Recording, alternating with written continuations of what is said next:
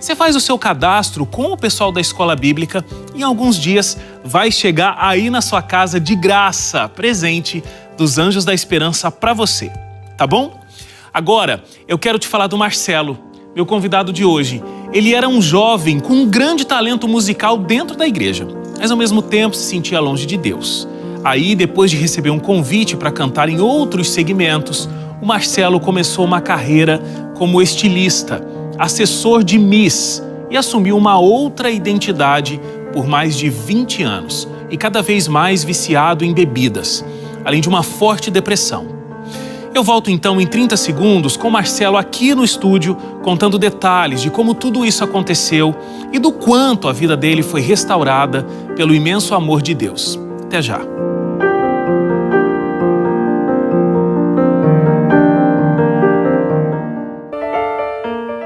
Já de volta aqui o Identidade e eu tô com o Marcelo aqui junto comigo. Oi, Marcelo, boa noite. Tudo bem com você? Boa noite. Boa noite. É um privilégio poder estar participando do programa Identidade, ao qual nós possamos falar do amor de Jesus que transforma e restaura. Amém, amém. E foi esse grande amor que te restaurou, né? Que te trouxe para uma vida muito plena como você tem hoje, Marcelo. E a gente vai conversar sobre esse momento que você vive hoje, inclusive, né? Sim, corretamente. Vamos relembrar, né? A qual já participei aí junto com a TV Novo Tempo, do programa 180 Graus.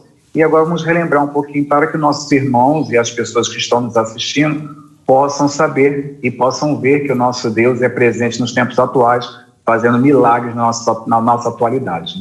Agora, o interessante é que essa tua propensão a um lado artístico, porque você é um artista, trabalhou como estilista, trabalhou no carnaval, como a gente vai comentar aqui, mas você começou até a colocar os teus dons artísticos para fora dentro da igreja.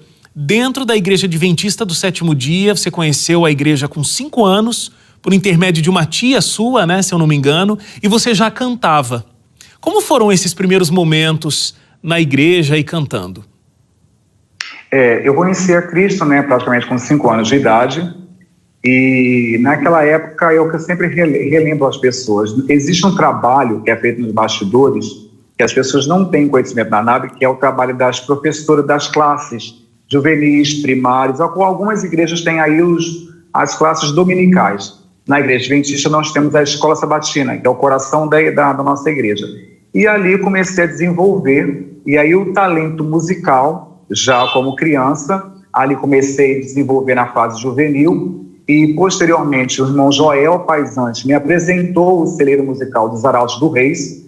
Dos Arautos do Reis, fui convidado a participar do vocal do Luiz Cláudio, participei do grupo Interface e do grupo Musicom. E posteriormente, aí já trabalhando dentro da igreja, em diversos departamentos, como desbravador também, tive essa função, né, já na minha época juvenil, a qual tive meu primeiro líder, o Edmar Dornelas, é uma pessoa que tem me ajudado também na questão espiritual, e aí fui me desbravando musicalmente, né? E o Luiz Cláudio fazendo na década de 90, participando do lançamento do Cristo Vem em Mim, do Abre Teu Coração. Ali eu pude participar de grandes campanhas evangelísticas e aí eu pude me descobrir musicalmente. E onde descobri musicalmente, a gente começamos a louvar a Jesus por diversas igrejas, aqui não só do Rio, mas fora do Rio de Janeiro também na época. E foi através do teu ministério musical que você foi conhecido e começou a gravar backing vocal para pessoas que começaram a fazer gravações fora da igreja, né? Pessoas que gravavam fora da igreja e você recebia o convite. O backing vocal, para quem de repente não está muito acostumado com esse termo, são aquelas pessoas que fazem aquele vocal no fundo do cantor solo, né? Ou de duplas, enfim. E aí sempre tem pessoas que têm muita qualidade vocal que ficam fazendo aquelas vozes mais de fundo. E foi aí que você foi convidado para participar, né, Marcelo? Sim, eu trabalhava numa empresa multinacional, a qual fazia importação e exportação de mercadorias, e eu estava no banheiro, como sempre tendo o hábito de cantar. E aí o empresário foi fazer a importação do maquinário, que na época era a gravadora Polygram, e depois transformou-se na gravadora Universal Music.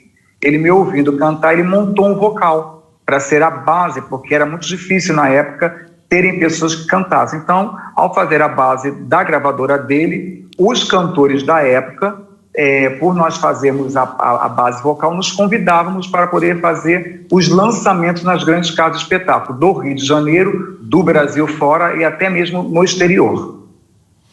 Agora, você acabou ficando muito encantado com todo esse universo também da música fora da igreja e foi indo para descobrir outros lados artísticos que você já tinha.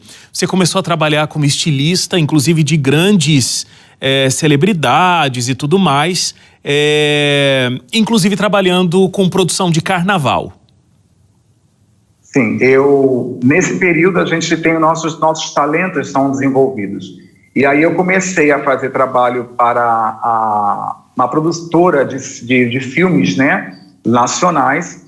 E ao fazer o trabalho de filmes nacionais, nós começamos também a fazer o trabalho de bastidores. E trabalhei por um grande conceituado estilista, que hoje ele é falecido. Ele dava alma ao nome dele, mas na realidade quem fazia os trabalhos na mão de obra, vestindo as grandes mulheres do carnaval, na época, era a minha pessoa, juntamente com uma equipe por detrás que assim o fazia. Uhum. Você passava por alguns momentos durante esse alto momento da tua carreira, Marcelo, onde você também sentia uma depressão muito profunda. Inclusive, tinha bebida, a consequência, quando passava, inclusive, o efeito da bebida, ou enquanto você bebia, era uma depressão muito forte. Por que você acha que você sentia isso? Wagner, as pessoas acham que por nós termos ali os grandes holofotes, né, o palco, quando acabava o palco, nós tínhamos por costume nos fazer as nossas reuniões, e ali realmente tinha a questão da droga, que também era com muita facilidade, mas tinha a questão do álcool. Eu entrei para o lado do álcool. E sempre quando eu pegava o veículo, poder ir para minha casa e botava a cabeça para reclinar, vinha aquele sentimento de vazio muito grande, porque por detrás de na sua frente você tinha um público muito grande, pessoas que queriam te ver, queriam te abraçar, tirar fotos, e depois quando você saía daquilo tudo, você ficava no seu vazio, e ao ter esse vazio, aí foi aonde veio uma depressão, e eu fiquei com ela por longos anos, a qual me incomodou por diversas vezes, e até mesmo tentei o suicídio. Eu não nego em falar essa situação, porque o vazio ficava muito grande. A produção me contou que você tinha um certo paralelo, assim, né? Embora você não frequentasse mais uma igreja evangélica, uma prática evangélica, você sentia muita falta do culto de pôr do sol na sexta-feira à noite com a sua família. Agora, tem um momento, Marcelo, que você diz que lá, exercendo a tua prática religiosa daquele tempo, você ouviu... eu não sei se foi uma voz audível, se foi uma coisa que você sentiu, mas foi um fim, né?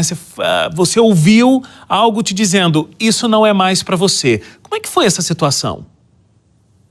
A minha mãe, ela lutou durante 32 anos de sua vida contra o câncer.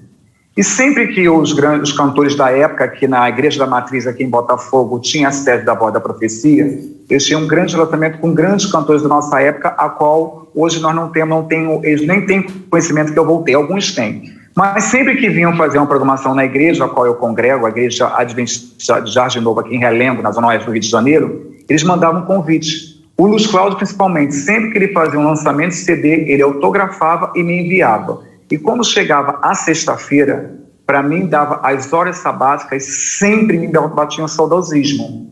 E por bater esse saudosismo, aí eu me passava o dia de sábado, aí voltava a fazer as minhas atividades. Mas realmente, devido a não ter a minha crença, eu fiquei realmente um pouco perdido. Mas houve realmente... Quando a minha mãe, o câncer, veio por 32 anos da vida dela, e sempre que eu chegava na minha casa nas madrugadas, eu encontrava minha mãe de joelho falando, obrigado, meu Deus, por trazer meu filho com vida. E depois que minha mãe descansou no Senhor, que foi no ano de 2000, no dia 27 de julho de 2013, A minha mãe, eu recebi relatos de pessoas próximas a mim, quando eu retornei depois para a igreja, que em outubro de 2014, em uma consulta espiritual, lá conversando com a entidade, chorosa, deprimido, magro, 40 quilos pesando, barbudo, porque eu trabalhava autônomo já nessa época, não tinha vínculo empregatício. E aí, numa consulta espiritual, em outubro de 2014, vem a entidade em si e fala assim: meu filho, aquele lá de cima lhe manda um recado, seu tempo aqui comigo acabou. Mas aí baixa aquela revolta. E aí eu comecei a questionar Satanás naquele momento, batendo como se fosse um diálogo. E aí ele veio me relatar. Ele falou que sempre que ele tentava ceifar minha vida, havia um Deus e anjos maiores que estavam ali me preservando. Hoje eu entendo algumas coisas que eu tive que passar na minha vida para que hoje eu pudesse ser uma testemunha viva do que Deus fez na minha vida e o que Ele tem feito ainda. Amém. Quando o céu está ali protegendo os seus, não há poder suficiente para derrubar isso, né? E você experimentou isso na tua vida e pôde ter a resposta disso. E você citou a sua mãe e falou muito bem, né? Muito do que acontece da tua conversão vem por intermédio das orações da tua mãe, né, Marcelo? Sim, a própria irmã White, ela fala, e tanto o Edmar Dornelas como o Luiz Cláudio, quando eu me batizei em 2015, eles falam: Marcelo, Deus foi fiel à sua mãe mesmo depois de ela falecida. E no escrito de irmã White, ela mesmo cita em um dos parágrafos, que agora não me recordo o livro ao certo, que fala que mesmo um servo do Senhor, descansando nele, devido às orações intercessoras, que foram 25 anos, a minha mãe, 23 anos minha mãe orando, 23 anos da sua vida ela orando. O que todos os telespectadores estão vendo, a minha mãe só vai ter essa grande resposta da oração dela quando o nosso Jesus voltar nas nuvens dos céus e quando ela ressuscitar com seu corpo glorificado. Amém. Então não desista das orações intercessoras por alguém que vem estar distante do caminho do Senhor, porque no momento certo, na hora certa, Deus irá ouvir. Amém. E aquilo, conforme sempre eu falo, Lucas 18, 27, o que é impossível ao olhar do homem é possível para Deus. Perante a sociedade, perante até mesmo alguns irmãos da igreja, ao qual hoje eu faço parte do corpo, eles achavam que eu não era uma pessoa que fosse capaz de voltar para Jesus devido ao glamour e à vida que eu vivia. Mas está aí você, a oração atendida de mãe. Marcelo, a gente vai fazer uma paradinha para o intervalo aqui. Na volta a gente vai contar, inclusive, como você venceu esse momento de depressão tão forte que você vivia, buscava respostas ali em outra prática religiosa, não conseguiu encontrar, e como é que você encontrou alívio para esse sentimento, para essa doença emocional que você sofreu por tantos anos. Intervalo rápido e a gente volta já contando aqui mais da história do Marcelo. Volta aqui o Identidade, a gente está conversando com o Marcelo. Ô Marcelo, você então, como a gente estava comentando, vivia um momento de luxo, glamour, dinheiro, a sua arte como estilista sendo reconhecida, você se tornou uma celebridade, assumiu uma personagem, acho que o nome era Amanda Hill, é isso? Corretamente. Era o personagem que desde o ano de 98 ela existia, mas só aparecia no carnaval. E ela só se tornou-se pública através da pessoa que dava vida a ela a partir do ano de 2011, ao qual participei de um concurso de beleza nacional. Uhum. Mas sentia depressão, sentia saudade dos momentos espirituais que você vivia com a tua família, principalmente uma lembrança do culto de pôr do sol na sexta-feira à noite, para receber o sábado. Como você vivia essa dualidade, né? Uma vida que parecia de muito sucesso, mas sentia saudade do que você tinha vivido, e como você citou inclusive no bloco anterior, né? Quando as luzes se apagavam, era uma solidão muito forte. Essa depressão te levou a tentar inclusive o suicídio.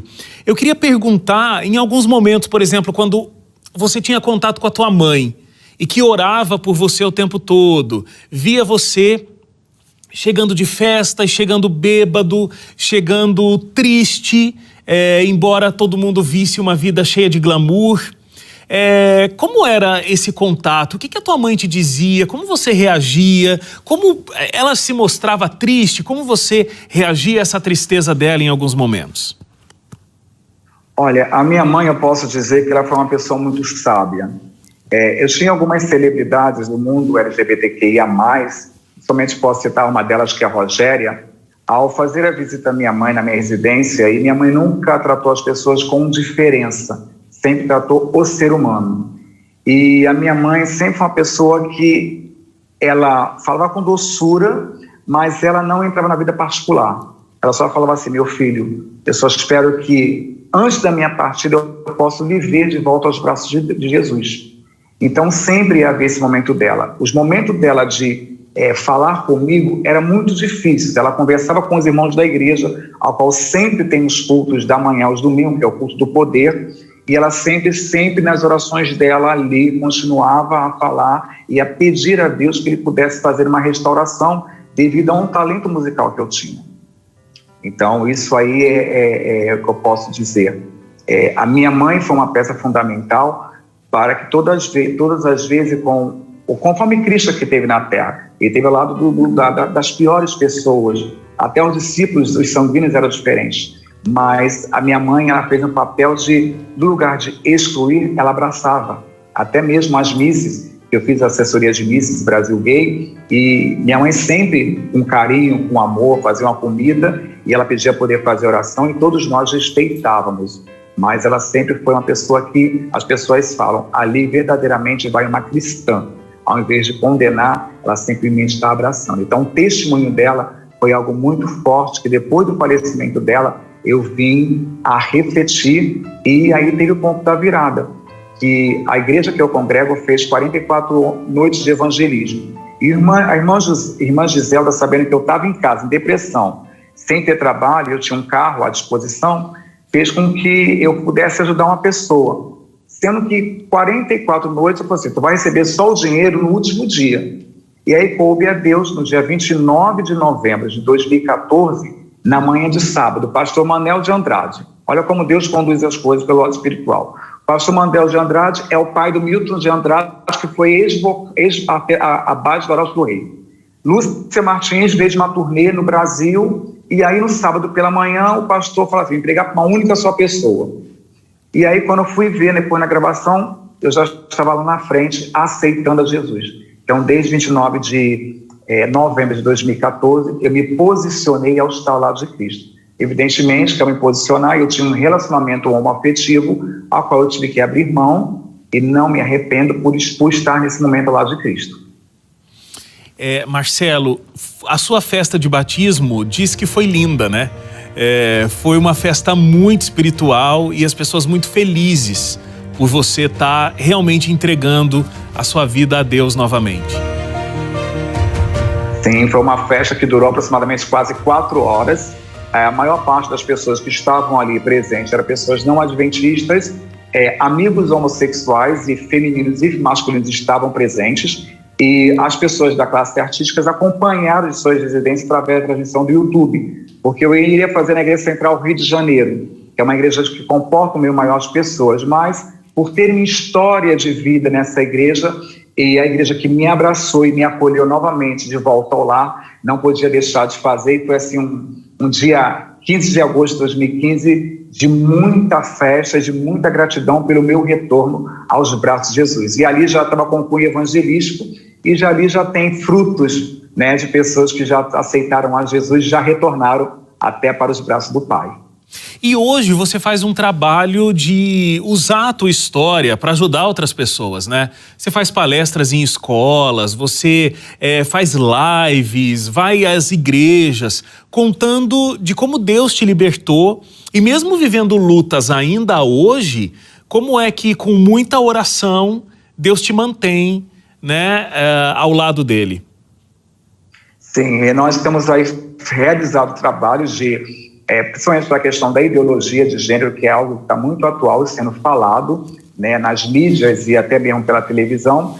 E nós temos aí um departamento que eu louvo a Deus, que é na Igreja da Igreja Central Paulistana, o que vem a ser Ministério Amizades Verdadeiras. É www.amizadesverdadeiras.com.br.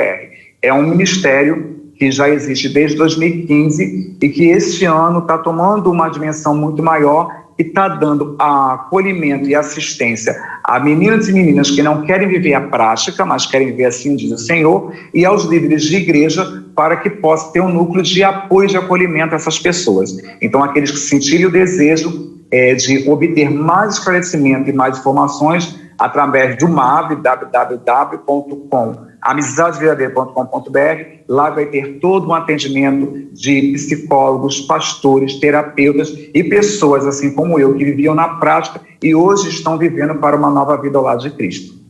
Amém. Quem é Deus para você hoje, Marcelo? Deus é tudo, né? Ao acordar, é um milagre da vida nós acordarmos com vida.